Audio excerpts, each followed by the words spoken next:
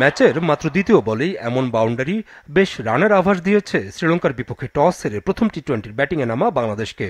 4 হাঁকিয়েছিলেন one day সিরিজে 2টি 50 করা পারভেজ ইমন। সঙ্গী ওপেনার তানজিদ তামিম হাত খোলার চেষ্টা করেন। ম্যাচের দ্বিতীয় ওভারে নুয়ান থুসারাকে দারুণ ড্রাইভে বাউন্ডারিতে পাঠান তামিম। ফার্নান্দোকে হাঁকানো ইমনের 6 বেশ আশা জাগাচ্ছিল বাংলাদেশের সমর্থকদের মনে।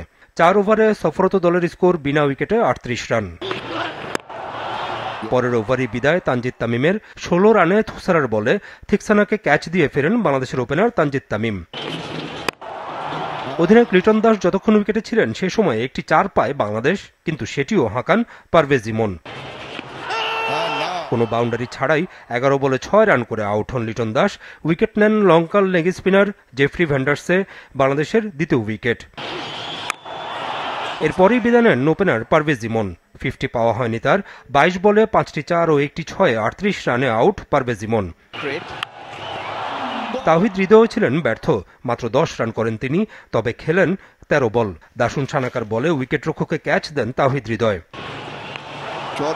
মেহেদী হাসান মিরাজ উইকেটে গিয়ে চেষ্টা করেছিলেন চড়াও হওয়ার। 23 বলে 4টি 4-এ 29 রানে আউট হন ওয়ানডে অধিনায়ক মেহেদী মিরাজ।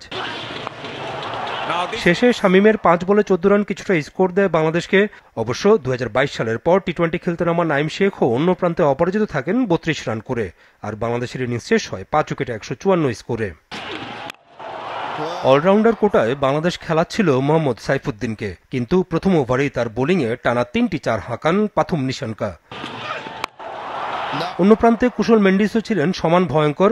তাসকিনকে 6 হাঁকিয়ে তিনিও প্রমাণ দেন শ্রীলঙ্কার top order batting line up কতটুকু শক্তিশালী। পঞ্চম ওভার পর্যন্ত। এরপর শ্রীলঙ্কাকে আরও 4টি ওভার বাউন্ডারি দেন তাদের 2 ওপেনার। অবশ্য 16 বলে 42 রান করা নিশানকাকে ফেরান মিরাজ। পাওয়ার প্লেতেই 1 উইকেটে 83 রান তোলে শ্রীলঙ্কা।